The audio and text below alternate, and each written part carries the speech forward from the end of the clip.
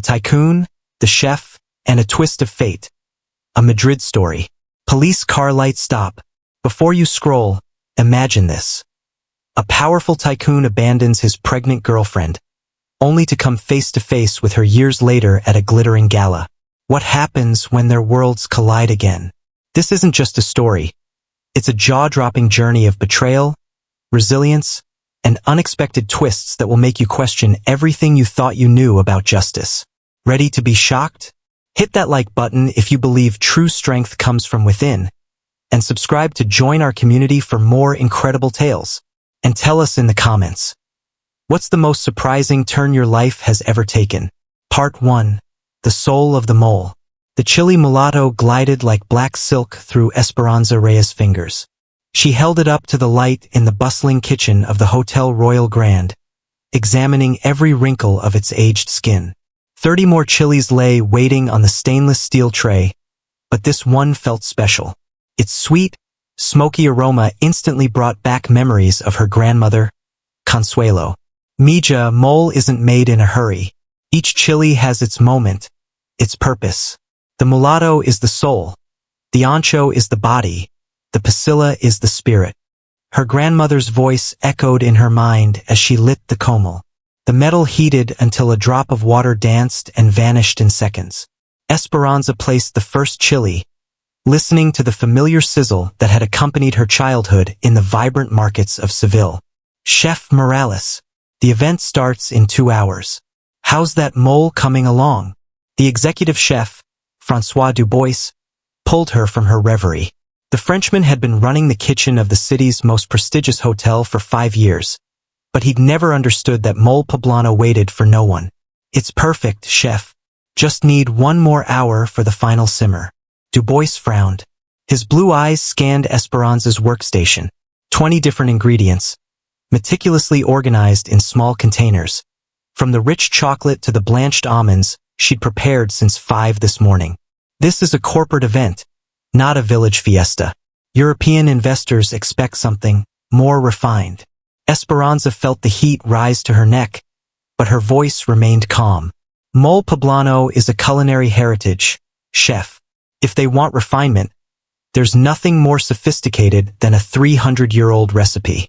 Dubois mumbled something in French and walked away towards the dessert station. Esperanza returned to her chilies, now perfectly toasted. She submerged them in hot water and began peeling the almonds one by one. Her hands worked with the precision of someone who had learned these movements before she could read. She was 7 when her grandmother Consuelo first lifted her onto a wooden stool in their kitchen in Seville. The old woman had worked for decades in the kitchens of wealthy families, jealously guarding the recipes her own grandmothers had taught her. Look closely, Esperanza. Mole isn't just made with hands. It's made with the heart, with the memory of all the women who came before us. Consuelo had ground the chilies on a stone metate, the same one that now rested in the small apartment Esperanza shared with her family. Every movement was a dance, every ingredient a note in a culinary symphony that connected the present to the ancient past. The aroma of toasted chili filled the hotel kitchen. Several cooks drew closer, attracted by the scent that promised something extraordinary. Esperanza smiled as she blended the chilies with chicken broth. The thick, reddish liquid was just the first step in a process that demanded patience, technique, and soul. She added the chocolate little by little, watching as the color deepened to the perfect shade her grandmother called pot coffee. The spices followed: Ceylon cinnamon, cloves, allspice, star anise, each measured not with spoons, but with the intuition inherited from generations of Spanish cooks. Hey, Esperanza, that smells incredible. What are you making? Diego appeared beside her, carrying a box of wines. Her best friend from culinary school worked as a sommelier at the hotel, specializing in pairings with local spirits that foreign guests were just beginning to appreciate. Mole poblano for tonight's event. 200 guests, and Dubois wanted something French. Diego laughed as he arranged bottles in the wine fridge. That guy doesn't get it. Have you seen the guest list? Alejandro de la Vega himself is coming.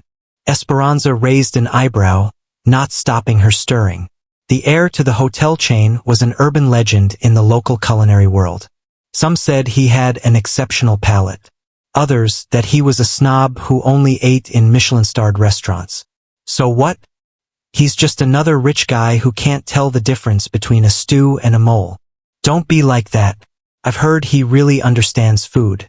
He studied at Le Cordon Bleu and has traveled the world trying traditional cuisines. Esperanza added raisins and peanuts to the mole, feeling the mixture acquire the perfect consistency. 3 hours of constant work had yielded a sauce that shimmered like liquid velvet. Well, I hope he appreciates real work when he tastes it. Part 2. The Unexpected Encounter. The hotel's main ballroom transformed that night into a showcase of contemporary Spanish elegance.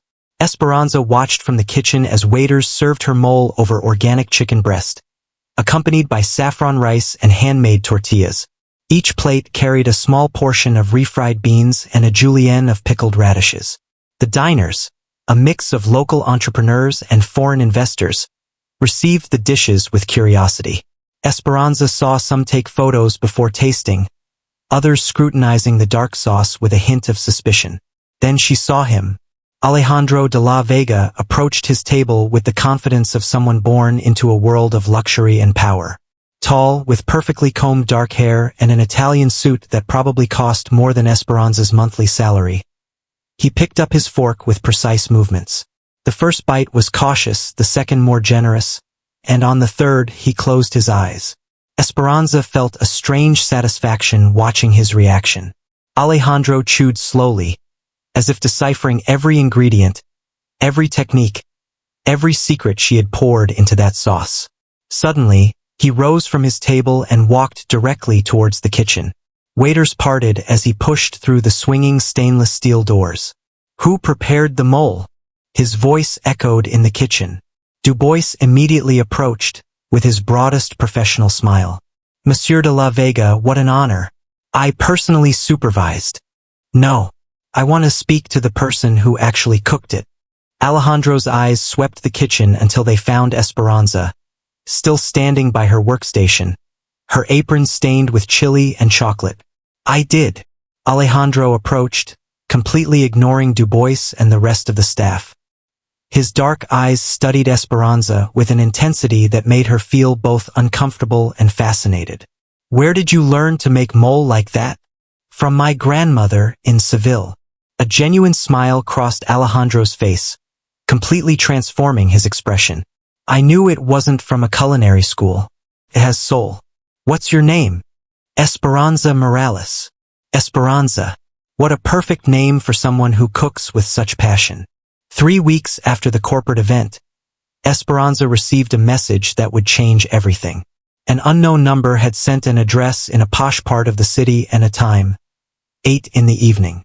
At the end of the text, a simple signature, A. Diego found her in the hotel dressing room, changing out of her kitchen uniform into a navy blue dress she'd bought at the local market. Are you crazy? That guy could be anyone.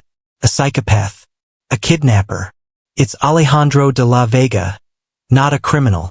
Exactly. He's worse. He's a bored rich guy who collects women like trophies. Esperanza looked at herself in the bathroom mirror. The dress fit well, but she looked exactly like what she was. A working-class cook trying to look elegant for dinner in a high-end district. I'm just going to hear what he has to say. Maybe he wants to hire me for a private event. Diego sighed and handed her his car keys. At least take my car. You can't show up for a date in that part of town by metro. The restaurant turned out to be a hidden gem on a side street, far from the grand shopping centers and luxury hotels. Alejandro was already waiting at a corner table, dressed casually but elegantly. Dark jeans and a white shirt that probably cost more than Esperanza's weekly salary. I thought you wouldn't come. I almost didn't. This is very strange, you know? Alejandro smiled and pulled out her chair. I wanted to talk to you without all the pressure of the hotel. Your mole reminded me of something I had forgotten. What? Why I fell in love with Spanish food in the first place. For the next 2 hours, Alejandro told her about his travels through Europe, tasting in the world's best restaurants, but always feeling something was missing. He spoke of his paternal grandmother who had died when he was 12 and who used to make a traditional stew he'd never tasted the same way again. Esperanza listened, fascinated despite herself. She had expected to find a pretentious snob, but Alejandro spoke about food with a genuine passion she recognized in few professional chefs. And you? Did you always want to be a chef? As long as I can remember. My grandmother says that when I was 3, I already knew when the rice was ready just by the smell. Tell me about her. Esperanza hesitated. Talking about her family meant revealing a world she was sure Alejandro couldn't understand, but something in his eyes reassured her. Her name is Consuelo. She worked all her life in big house kitchens. She learned to cook from her mother, who in turn learned from hers. We have recipes that go back generations. I'd like to meet her and see where you grew up. I want to understand where that magic in your hands comes from. The declaration was so simple and direct that Esperanza almost choked on her water. Part 3. A glimpse into her world. 2 days later, Alejandro arrived in Seville in a luxury car that looked completely out of place on the cobblestone streets and among the brightly colored houses. Esperanza waited for him at the door of her family home, more nervous than she had been since her first day at culinary school. Her grandmother Consuelo came out to the backyard where aromatic herbs and different varieties of chilies grew. The 78-year-old woman examined Alejandro with the direct gaze of someone who had seen many men pass through her granddaughter's lives. So you're the one who's got my Esperanza all giddy? Grandma, let me look at him well, mija. I say a lot about a person. Consuelo approached Alejandro, who had become visibly nervous. The old woman studied him for a few seconds that felt like an eternity. You have good hands for cooking and hungry eyes, but not for food. What do you mean, ma'am? Hungry for something real. Come, let's make tortillas. If you want to know my granddaughter, you first have to understand where she comes from. For the next 3 hours, Alejandro learned to make corn dough from scratch. His hands, accustomed to signing multimillion-dollar contracts, struggled with the consistency of the nixtamal. Consuelo corrected him patiently, but without condescension. Corn is sacred, young man. Our ancestors said the gods made us from corn dough. When you make tortillas, you're touching the deepest part of who we are. Esperanza watched fascinated as Alejandro absorbed every word, every technique, every story her grandmother shared. When he finally managed to make a perfectly round tortilla, the smile on his face was that of a child who had just discovered something wonderful. That night, after a dinner of squash blossom quesadillas and hibiscus tea, Alejandro and Esperanza walked along the canals of Seville. The flower-decorated boats floated silently on the dark water, illuminated by lanterns that created golden reflections. I'd never made tortillas before. It showed. Alejandro laughed and took Esperanza's hand. Your grandmother is incredible. I understand now why you cook the way you do. How do I cook? With history, with love, with respect for something bigger than yourself. They stopped on a small wooden bridge. Alejandro turned to Esperanza, his eyes reflecting the lights of the boats. I want to help you open your own restaurant. What? I've been thinking about this since I tasted your mole. Spain needs places that truly honor our culinary traditions, not diluted versions for tourists. You could create something extraordinary. Esperanza felt her heart race. I don't have money for a restaurant. I don't even have money to rent a decent space. I do. We could be partners. You bring the talent and the vision. I bring the capital. Are you serious? Completely. I've seen your work. I've met your family. I understand where you come from. This could be something special, Esperanza. Something that changes how people see Spanish cuisine. The next 2 months were a whirlwind of secret meetings, shared plans, and an intimacy that grew daily. Alejandro took Esperanza to traditional markets she'd never visited, where they bought rare ingredients and spoke with vendors who guarded generations of culinary secrets. In the bustling markets, an old chili vendor taught them to distinguish between 15 different varieties of dried chili. A woman selling herbs explained how to prepare traditional greens in a green sauce that tasted of earth and rain. Alejandro absorbed every lesson with a genuine curiosity that surprised Esperanza. She had expected him to get bored, to lose interest when he realized the real work involved in understanding traditional Spanish cuisine, but he seemed more fascinated every day. One afternoon, cooking together in Esperanza's small apartment, he confessed something that left her speechless. "I've never felt so connected to something, to you, to this thing we're building. My family thinks I'm crazy, but for the first time in my life, I feel like I'm doing something that truly matters." "Does your family know about me?" "They know I'm investing in a gastronomic project. They don't know the details." Esperanza felt a pang of unease, but pushed it aside. She was too happy, too in love, too hopeful to let doubts ruin what they had. Part 4. The Unbearable Truth. 2 weeks later, while preparing a breakfast of chilaquiles verdes in her kitchen, Esperanza realized her period was late. At first, she thought it was the stress of work and restaurant plans, but when the delay reached 10 days, she bought a pregnancy test. 2 pink lines stared back from the small plastic device. Pregnant. She sat on the edge of the bed, holding the test with trembling hands. A mix of terror and joy overwhelmed her. She had dreamed of being a mother someday, but not like this, not now, not in the middle of all this. But the more she thought about it, the more convinced she became that perhaps it was the perfect time. Alejandro loved her. They had plans together. They were building something beautiful. A baby would be the natural culmination of everything they had shared. That night, she met him at the same restaurant where they'd had their first date. Alejandro arrived smiling, carrying a folder full of architectural plans. "I found the perfect spot in the city center. It has an incredible kitchen and a backyard where we could put outdoor tables. Imagine dinners under the stars with your food." "Alejandro, I have to tell you something." He put the plans on the table and looked at her attentively. "What's wrong? You look nervous." "I'm pregnant." The silence that followed was deafening. Alejandro remained motionless, as if the words hadn't reached his brain. Then he blinked several times, as if waking from a dream. "What did you say?" "I'm pregnant. 6 weeks." Alejandro's expression slowly changed. The smile vanished, replaced by something Esperanza couldn't immediately identify. Panic. That's what it was. Panic. "Are you sure?" "I took 3 tests. All positive." Alejandro ran his hands through his hair, breathing deeply. "This can't be happening. Not now. Not like this." "What do you mean?" "My family? Oh my God, my family. My mother is going to kill me." "Esperanza, you don't understand. There are expectations. There are plans."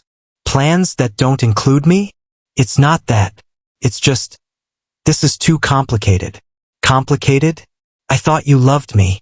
"I love you, but this changes everything. A baby, Esperanza. That's forever." Alejandro stood up from the table, pacing back and forth like a caged animal. "I need time to think. This is too much." "Time for what?" "To decide if you want to be a father? To decide how to handle this without destroying everything my family has built." Esperanza felt as if she'd been slapped. "Handle this?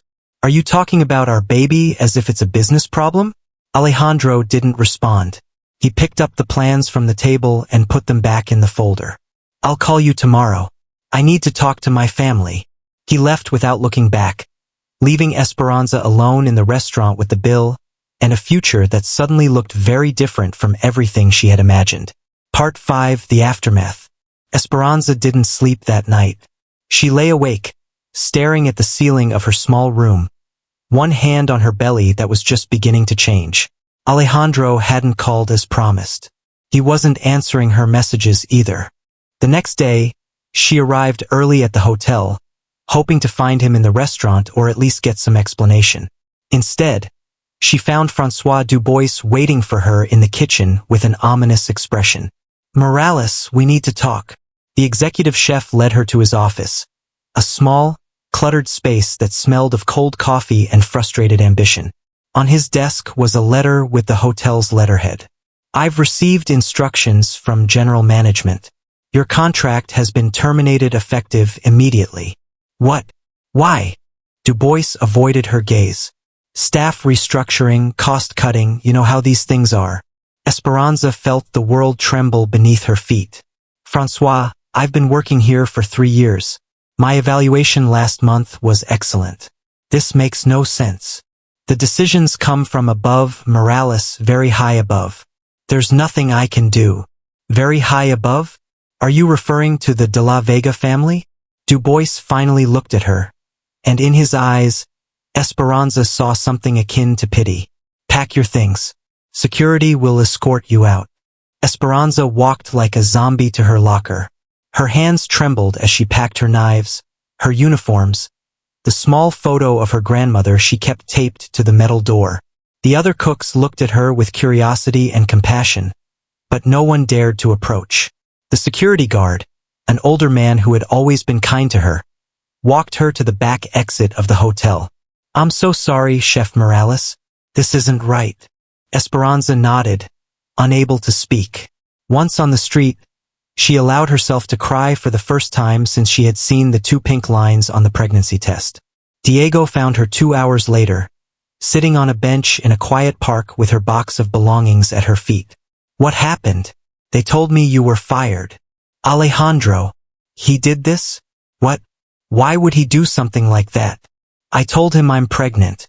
The next day, I was fired. Diego sat beside her, putting an arm around her shoulders. That bastard. I knew he was too good to be true.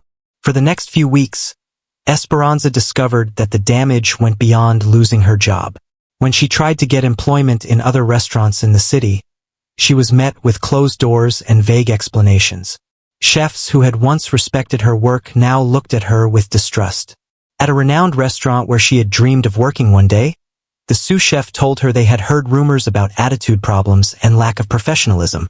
At another, they didn't even let her finish filling out the application. Diego investigated and discovered the truth.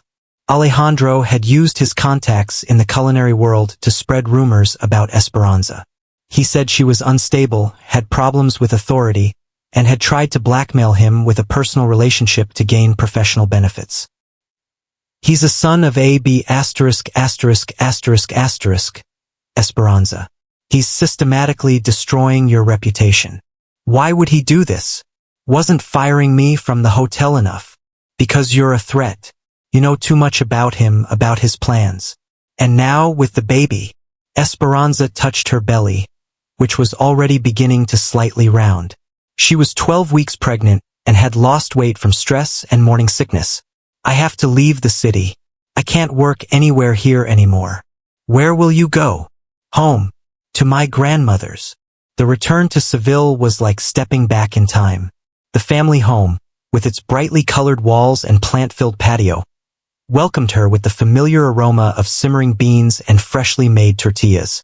Her grandmother Consuelo waited for her in the kitchen, as if she had known she was coming. My child, you look terrible.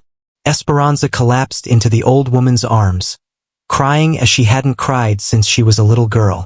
She told her everything. The love, the promises, the pregnancy, the betrayal, the humiliation. Consuelo listened in silence, stroking her hair as tears soaked her floral apron. Men like that don't change, Esperanza. They are born believing the world belongs to them and that people like us are disposable. What am I going to do, Grandma? I have no job, no money, and I'm going to have a baby. You're going to do what the women of this family have done for generations. You're going to survive. You're going to raise your child with dignity. And you're going to show that bastard he was wrong about you. How? By cooking. But not for him or for people like him. For your people, for the people who understand the real value of what you do. That night, as Esperanza fell asleep in her old bed, Consuelo sat in the kitchen with a cup of chamomile tea and began to make plans. Can you believe Alejandro would do something like this? What would you do in Esperanza's shoes? Share your thoughts in the comments. We want to hear them. Part 6. A New Empire Rises.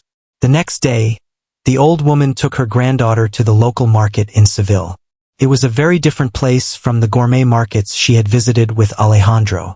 Here, they sold basic products for working-class families. Vegetables grown locally, dried chilies in sacks, fresh masa for tortillas. Look closely at this place, Mija. This is where you're going to start. Start what? Your restaurant. It won't be in the city center. It's going to be here, where people appreciate real food. Consuelo led her to a small, empty stall in a corner of the market. It was barely a room with a window overlooking the main aisle, but it had gas and water connections. Don Aurelio owes me some favors. You can rent this for almost nothing if you promise to cook for the vendors. Grandma, I don't have money to equip a kitchen. Who says you need expensive equipment? I cooked for 50 years with a comal, a clay pot, and a metate. Good food doesn't come from expensive machines. Comes from the heart. Over the next few weeks, Esperanza and her grandmother transformed the small stall into a functional kitchen. They used the family metate to make sauces, bought a large second-hand comal, and turned a wooden table into a preparation station.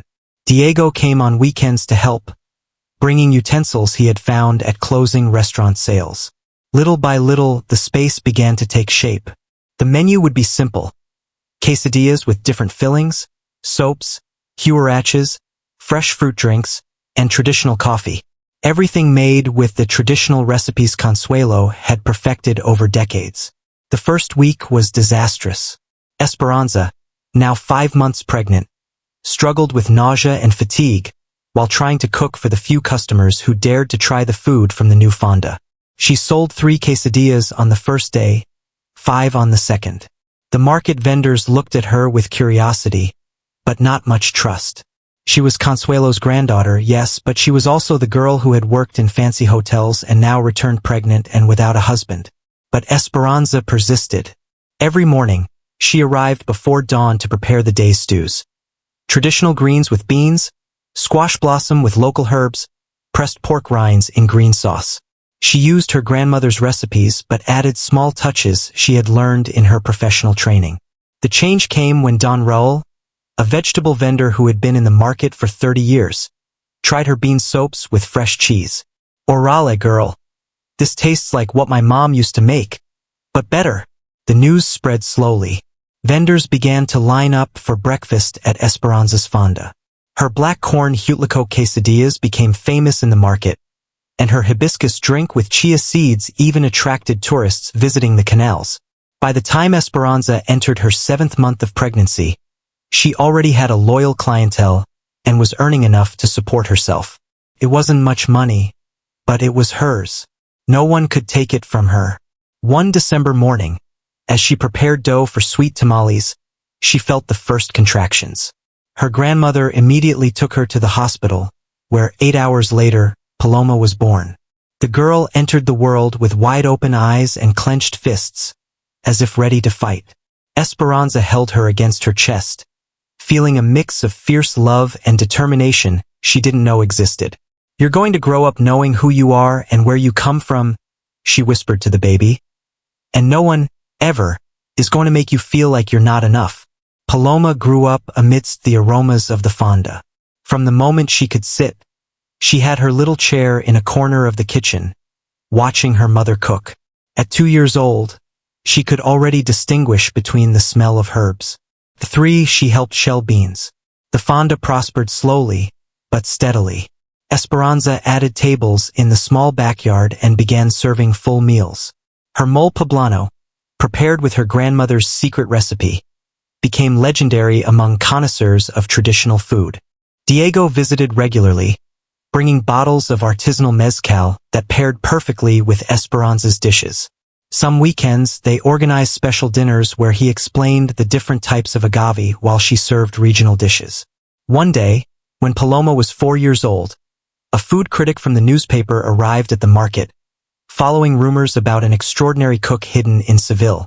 Esperanza didn't know who he was when she served him a plate of mole with free-range chicken and handmade tortillas. 2 weeks later, a review appeared in the cultural section that would change everything. The critic wrote about finding the authentic soul of Spanish cuisine in a small market stall, where a young chef had achieved something the city's most expensive restaurants couldn't: creating food that tasted of history, family, truth. The review attracted more journalists, food bloggers, and curious chefs. Esperanza found herself giving interviews while cooking, explaining ancestral techniques as Paloma played at her feet. The girl, now 5 years old, had developed an extraordinary palate. She could identify ingredients just by smelling a dish and had begun to suggest combinations that surprised even her mother. "Mama, why don't you put a little chocolate in the green mole, like Grandma Consuelo makes, but less?" Esperanza tried the suggestion and discovered that Paloma was right. The touch of dark chocolate elevated the green mole to a whole new level. One afternoon, while preparing stuffed chilies for a special dinner, Esperanza realized she had achieved something that seemed impossible 3 years ago. She had a thriving business, a healthy and brilliant daughter, and a reputation she had built with her own effort. Alejandro de la Vega had taken a lot from her, but he hadn't been able to take away the most important things: her talent, her determination, and her ability to create something beautiful from nothing. Paloma approached her, her hands stained with tortilla dough. "Mama, when are we going to have our big restaurant?" Esperanza smiled, caressing her daughter's dark hair. "When we're ready, my love, when we're ready." Part 7. The Unthinkable Reversal. 5 years after Paloma's birth, Esperanza's fonda had grown to occupy 3 connected stalls in the Seville market. What had begun as a small survival business had transformed into a gastronomic destination attracting visitors from all over Spain and beyond.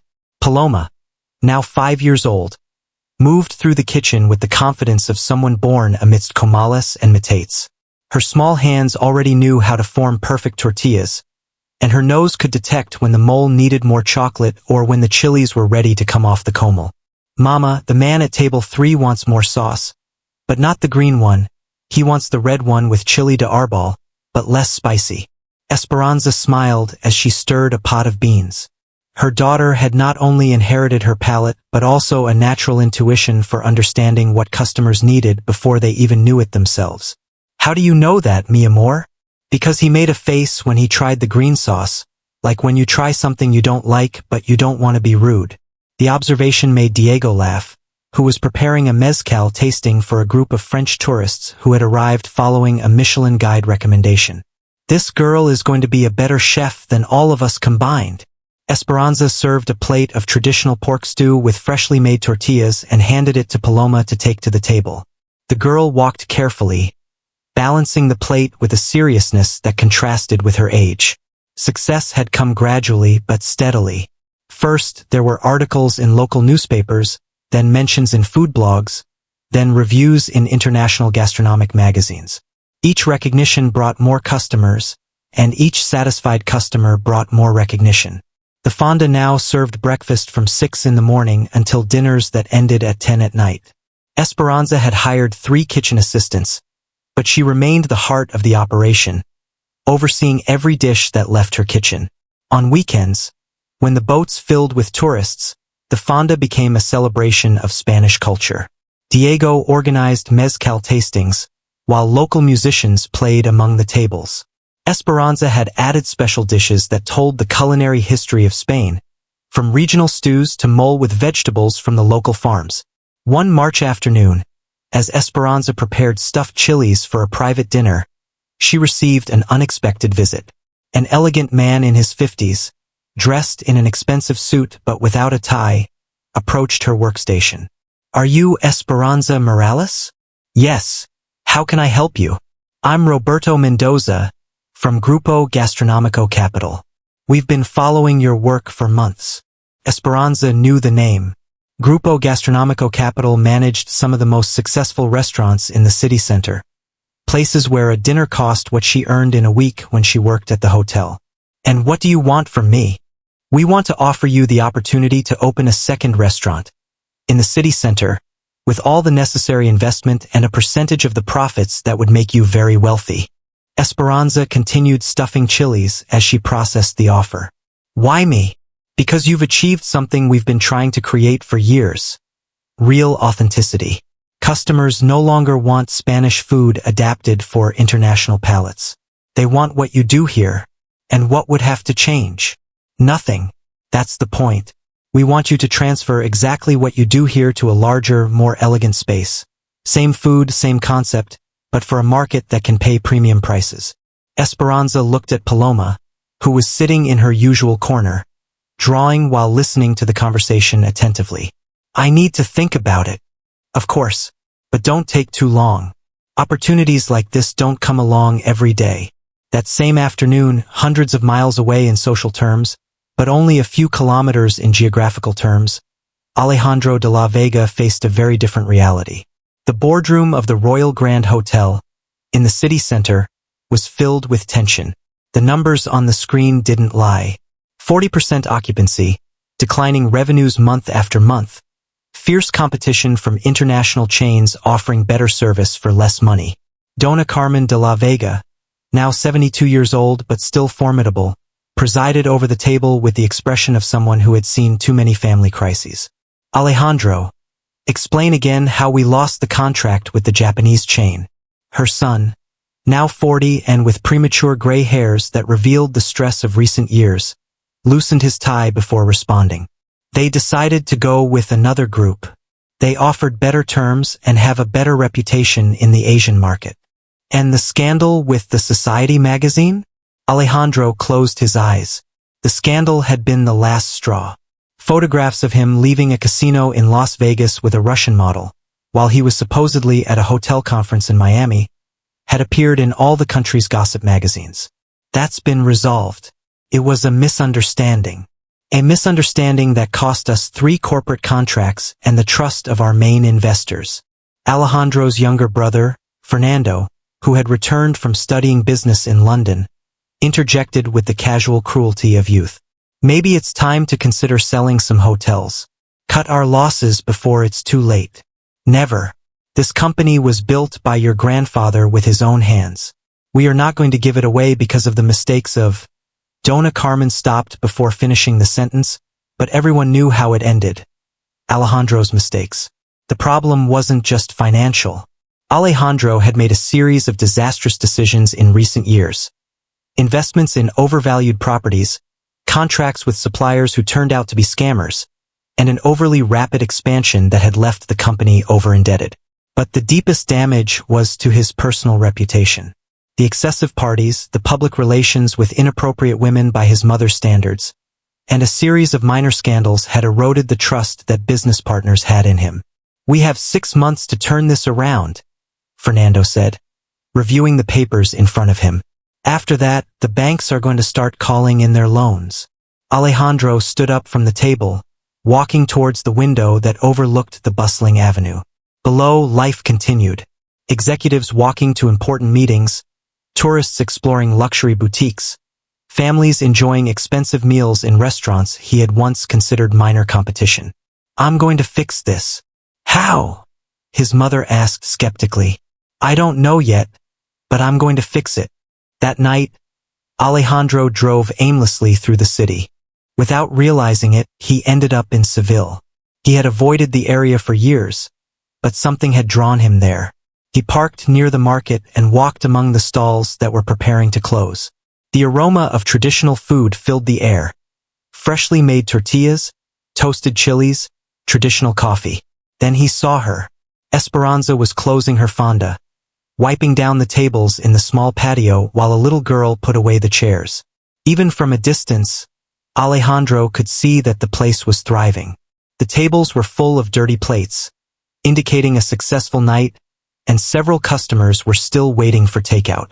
The girl had Esperanza's dark hair and her same expressive eyes.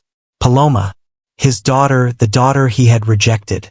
Alejandro stayed hidden in the shadows, watching Esperanza work with the efficiency of someone who had found her place in the world. She moved with confidence, directing her employees, making sure everything was in order for the next day. A man approached her. Alejandro recognized Diego, the sommelier who had worked at the hotel. He now seemed to be Esperanza's partner, helping her with closing tasks while they chatted animatedly. Paloma ran towards Diego, who lifted her into the air, making her laugh. The scene was one of domestic happiness that Alejandro had missed the opportunity to experience.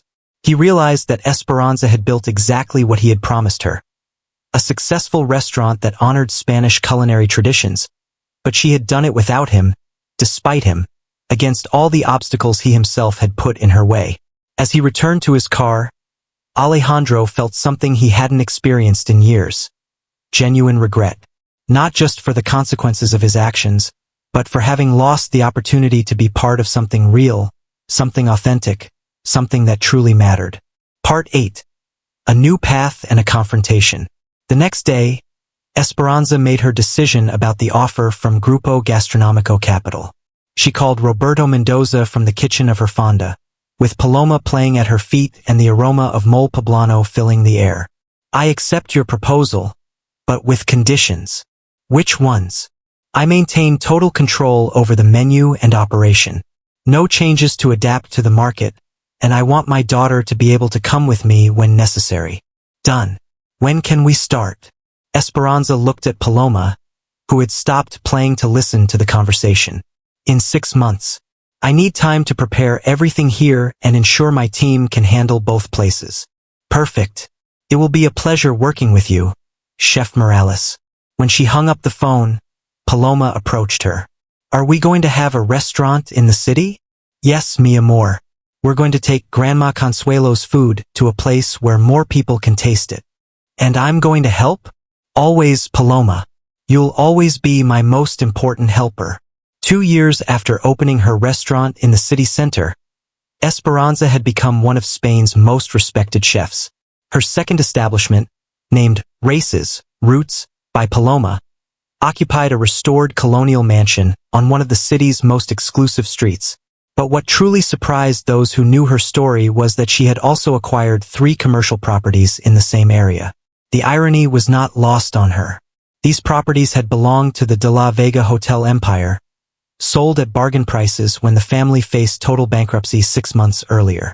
Esperanza was in the kitchen of Races, overseeing dinner service, when her assistant informed her that someone was looking for her at the entrance. It was a busy night with all tables full and a 2-hour waiting list. Tell him to make an appointment for tomorrow. We're packed. He says it's urgent. His name is Alejandro de la Vega. Esperanza felt the knife slip from her hands. 7 years had passed since she had last seen Alejandro. 7 years during which she had built an entirely new life. Where is he? At the main entrance. He looks bad. Esperanza took off her apron and headed towards the front of the restaurant. Paloma, now 7 years old, was sitting at a corner table doing homework while waiting for service to end. The girl looked up when she saw her mother walk with that tense expression that only appeared when something important was happening. Alejandro stood by the entrance, and Esperanza took a few seconds to recognize him. The elegant and confident man she had known had transformed into someone who seemed to have aged 15 years in 7. His suit, though still of good quality, was wrinkled. He had deep circles under his eyes and had lost weight unhealthily. Esperanza.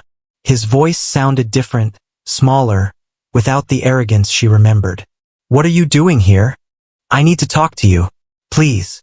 Esperanza looked around the crowded restaurant, aware that several customers were watching them with curiosity. 5 minutes. In my office. She led him through the dining room to a small office in the back. Paloma followed him with her gaze, her intelligent eyes catching the tension in the air. The office was small but elegant, decorated with photographs of the original fonda in Seville and gastronomic awards Esperanza had won in recent years. Alejandro examined the walls with an expression that mixed admiration and pain. You did it. Everything you dreamed of. Without your help. Despite you. Alejandro nodded, accepting the blow. I know I have no right to be here. I know I have no right to ask you for anything after what I did. Then why are you here? Because I'm desperate. And because you are the only person who can understand what I'm going through. Esperanza crossed her arms, maintaining physical and emotional distance. What do you want, Alejandro? Work. Anything. Wash dishes, clean tables, whatever. I lost everything. The hotels, the properties, even the apartment where I lived. My family cut me off completely. And you come to me? To the woman you humiliated and abandoned pregnant. Because you're the only one who truly knows how to cook. The only one who understands what it means to create something from scratch. And because I need to learn to be a different person. At that moment, Paloma appeared at the office door. She had approached silently, with the natural curiosity of a 7-year-old. "Mama, who is he?" Esperanza felt her heart race. This was the moment she had feared and anticipated for years. "Paloma, go back to your table. Adults are talking." But the girl didn't move. Her eyes studied Alejandro with an unsettlingly familiar intensity. "You have my eyes." The simple, direct comment left Alejandro speechless. He knelt down to Paloma's height, studying the face that was a perfect blend of him and Esperanza. "Yes, I do. Are you my father?" Esperanza intervened before Alejandro could respond. "Paloma, go finish your homework. Now." The girl reluctantly obeyed, but not before casting one last curious glance at Alejandro. When they were alone, Alejandro slowly straightened up. "She's beautiful, and she looks smart. She is brilliant. She has a better palate than most professional chefs. And she doesn't need you. I know, but can I know her? Not as a father, I have no right to that. Just as someone who admires her talent." Esperanza studied him for a long moment. She had dreamed of this moment for years, imagining different versions of revenge and justice. But now that he was here, what she felt wasn't satisfaction, but a strange mix of pity and power. "Do you really want to work here?" "Yes." "Are you willing to start from the bottom? For me to give you orders? For Paloma to see you as just another employee?" "Yes." "Why should I believe you?" "Because I have nothing left to lose. And because for the first time in my life, I understand what truly matters." Esperanza walked towards the window overlooking the restaurant's backyard, where aromatic herbs she used in her dishes grew. "You can start tomorrow. In the Seville kitchen, not here. You'll work with my original team, learning from scratch. From 6 a.m. to 6 p.m. Minimum wage. And Paloma will get to know you gradually if she wants. But I set the rules. Always. Understood? And Alejandro, if you hurt my daughter in any way, if you confuse her or give her false hopes, I swear you will regret being born. I won't hurt her. I promise." Part 9. The Path to Redemption. The following months were a revelation for everyone involved. Alejandro arrived every morning at 5:30 a.m. at the Seville Fonda, where Esperanza put him to work under the supervision of her grandmother Consuelo, who at 85 years old was still the ultimate authority on traditional culinary techniques. The old woman showed him no mercy. She made him clean chilies for hours, grind spices on the metate until his arms ached, and make tortillas until his hands bled. But Alejandro persisted, absorbing every lesson with the humility of someone who had lost everything and was trying to find something real to hold on to. Paloma observed everything with the scientific curiosity of an exceptional child. Gradually, she began to approach Alejandro, first correcting him when he did something wrong, then teaching him tricks she had learned from her mother and great-grandmother. "You're putting too much salt in the beans," she told him one day, tasting the pot with a small spoon. "How do you know?" "Because when there's too much salt, the beans get tough. My mom says salt is like emotions.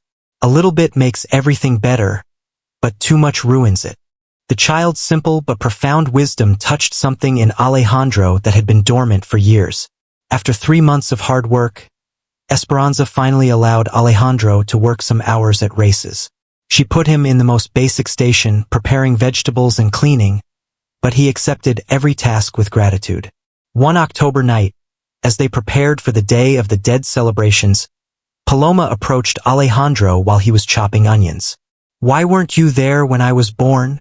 The direct question took him by surprise. Alejandro put down the knife and turned to the girl. "Because I was a coward. Because I was afraid of what my family would think. And I preferred to hurt your mother than face them. Do you regret it? Every day. Do you want to be my dad now?" Alejandro looked towards Esperanza, who was supervising the preparation of the Day of the Dead altar they had set up in the restaurant. "I want to be someone you can be proud of. If that means being your dad, your friend, or just someone who works in your mom's kitchen, that's fine by me."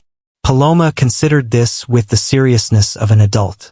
"I think you can start by being my friend. Dads have to earn that title. On the night of the Day of the Dead, the restaurant transformed into a celebration of life and memory. The altar they had built honored Grandma Consuelo, who had died peacefully 6 months earlier, leaving Esperanza as the guardian of all her recipes and traditions. Esperanza had invited the entire Seville community, and the restaurant filled with families, market vendors, and regular customers who had followed her journey from the beginning. Alejandro worked all night serving tables, cleaning dishes, and helping wherever necessary. No one recognized him as the heir to a hotel empire who had lost everything. He was simply another employee in Esperanza Morales' kitchen. At the end of the night, when the last guests had left, Esperanza found Alejandro cleaning the tables in the patio. Paloma had fallen asleep in a chair, exhausted by the celebration. "Do you know what hurts me most about all this?" Esperanza asked him, sitting opposite him. "What?" "That we could have built something beautiful together. Not just the restaurant, but a real family. But you chose fear over love." "I know, and I'll live with that for the rest of my life." Esperanza looked at Paloma, who slept with a smile on her face. "But you know what?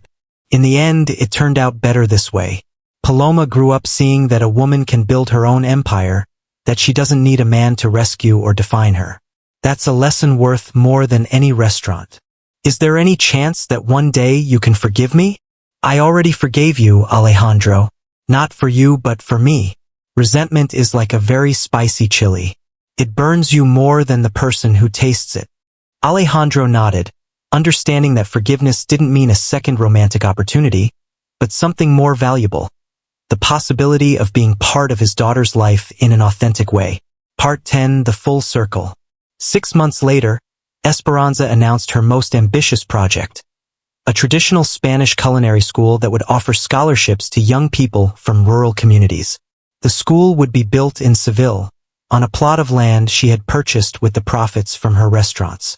Alejandro continued working in her kitchens, no longer as penance, but as a genuine vocation. He had discovered a real passion for traditional food and had become one of the best mole preparers on the entire team. Paloma, now 8 years old, had begun to give small cooking classes to other children on weekends.